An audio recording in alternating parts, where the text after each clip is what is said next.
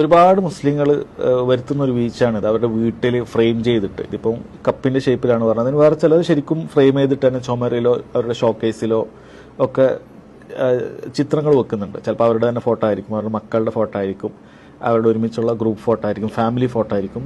സഹോദരങ്ങളെ, ഇത് വളരെ ഗൗരവത്തിൽ ശ്രദ്ധിക്കേണ്ട കാര്യമാണ്. കാരണം നബി സല്ലല്ലാഹു അലൈഹി വസല്ലം പറഞ്ഞിട്ടുണ്ട്, ഇത്തരം ചിത്രങ്ങളുള്ള വീട്ടിൽ അള്ളാഹുവിന്റെ മലായിക്കത്തുകൾ പ്രവേശിക്കുകയില്ല. അത് കാരുണ്യത്തിന്റെ മലക്കുകളാണ് എന്നാണ് പണ്ഡിതന്മാർ പറഞ്ഞിട്ടുള്ളത്.